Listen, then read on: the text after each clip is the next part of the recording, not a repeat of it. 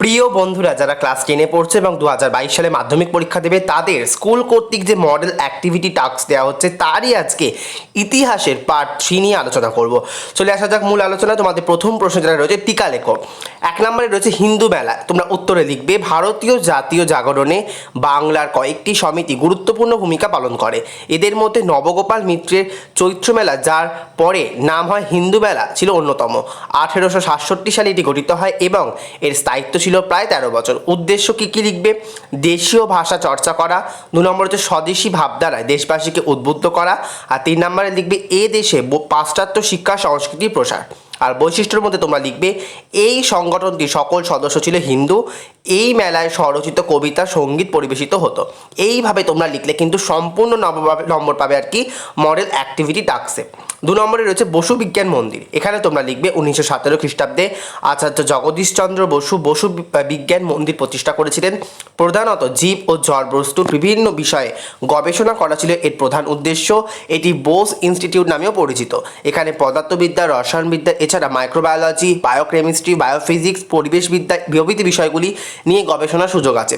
উদ্ভিদের প্রাণ আছে তার প্রমাণ এই প্রতিষ্ঠানটি গুরুত্বপূর্ণ ভূমিকা পালন করে।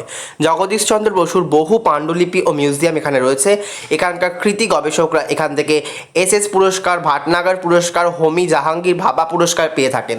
আর্থিক সাহায্য ও প্রাথমিক পর্বে তিনি তার পৈতৃক সম্পত্তি বিক্রি করে প্রতিষ্ঠানটি গড়ে তোলেন। বসু বিজ্ঞান মন্দির বাঙালির একটি গর্ব, যা ভারতবর্ষকে নতুন দিশা দেখিয়েছিল। 3 নম্বরে টিকা রয়েছে তোমাদের ত্রাম্যলিপ্ত জাতীয় সরকার। এখানে তোমরা উত্তরে লিখবে, ভারত ছাড়ো আন্দোলনের সময় মেদিনীপুরের তমলুকে 3 জন বিশিষ্ট নেতা ছিলেন, অজয় মুখার্জি, সুশীল ধারা ও সতীশ সামন্ত। 1942 সালে 17 ডিসেম্বর ত্রাম্যলিপ্ত জাতীয় সরকার গঠিত হয়। এছাড়া এরা সর্বাধিনায়ক ছিলেন বিপ্লবী সতীশচন্দ্র সামন্ত দীর্ঘ 21 মাস এই সরকারের নেতৃত্বে ব্রিটিশ সরকারে অচল করে স্বাধীন সরকার প্রতিষ্ঠা করে রেখেছিলেন। পরবর্তীতে গান্ধীজির নির্দেশে এই সরকার ভেঙে দেওয়া হয়। এবার 2 নম্বর প্রশ্ন তোমার যেটা রয়েছে, ভারত মাতা চিত্র কিভাবে পরাধীন ভারতের জাতীয়তাবাদের প্রতীক হয়ে উঠেছিল? উত্তরে তোমরা লিখবে, ভূমিকা। ব্রিটিশ শাসিত পরাধীন ভারতবর্ষে চিত্রশিল্পী গণচিত্রের মাধ্যমে ভারতীয় জাতীয়তাবাদে ফুটিয়ে তুলেছিলেন। ভারতীয় জাতীয়তাবাদ সৃষ্টিকারী চিত্রগুলির মধ্যে অন্যতম প্রধান ছিল অবনীন্দ্রনাথ ঠাকুরের আঁকা ভারতমাতার চিত্র। চিত্রে ভারতমাতা হলেন ভারতবর্ষের প্রতীক। ভারতমাতার অলঙ্কারে তোমরা লিখবে, 1902 খ্রিস্টাব্দে অবনীন্দ্রনাথ ঠাকুর বঙ্গমাতা চিত্র অঙ্কন করে। পরে 1905 খ্রিস্টাব্দে ভারতের স্বদেশী আন্দোলনের আবহে তা ভারতমাতা রূপে খ্যাতি লাভ হয়। ভারতমাতা চিত্রের বর্ণনা। এখানে তোমরা লিখবে, ভারতমাতা হলেন গৌরিক বসন পরিহিতা এক দেবী। ভারতমাতা 4টি হাত। তিনি 4টি হাতে ধরে আছেন ধানের গোছা, সাদা কাপড়, বেত ও জপমালা। তিনি শৃঙ্গ পৃথিবীর ওপর দাঁড়িয়ে আছেন এবং তার পায়ের কাছে 4টি পদ্মফুলের পেছনে নীল আকাশ।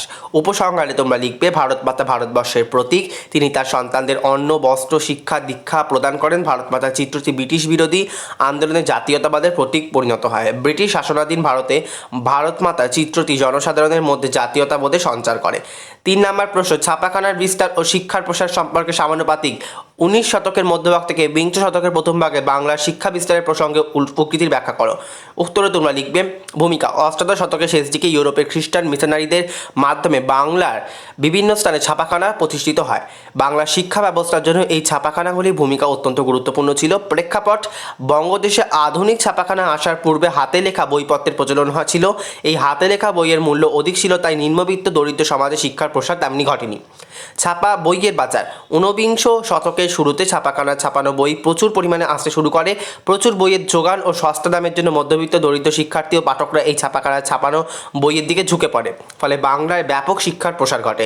পাঠ্যপুস্তকের সরবরাহ। ছাপাখানার মুদ্রিত বইপত্র বিনামূল্যে সমস্ত ছাত্রছাত্রীদের হাতে পৌঁছে দেওয়ার জন্য প্রতিষ্ঠিত হয় ক্যালকাটা স্কুল বুক সোসাইটি। এর ফলে শহর ও গ্রামের বিস্তীর্ণ অঞ্চলে যেখানে সাধারণ মানুষ শিক্ষা থেকে বঞ্চিত ছিল, তাদের হাতে হাতে ছাপাখানার মুদ্রিত বই পৌঁছে যায়। উপসংহারে তোমরা লিখবে, পরিশেষে বলা যায়, ছাপাখানার মুদ্রিত বিপ্লবের ফলে শিক্ষার প্রসার, সঙ্গে সঙ্গে বাণিজ্যের প্রসারও ঘটেছে। মুদ্রিত বিপ্লবের ফলে বিভিন্ন বিষয়ের পাঠ্যপুস্তক প্রবর্তন সম্ভব হয়। এইভাবে ছাপাখানার বিস্তার ও শিক্ষার বিস্তারে সমান্তরালভাবে চলতে থাকে।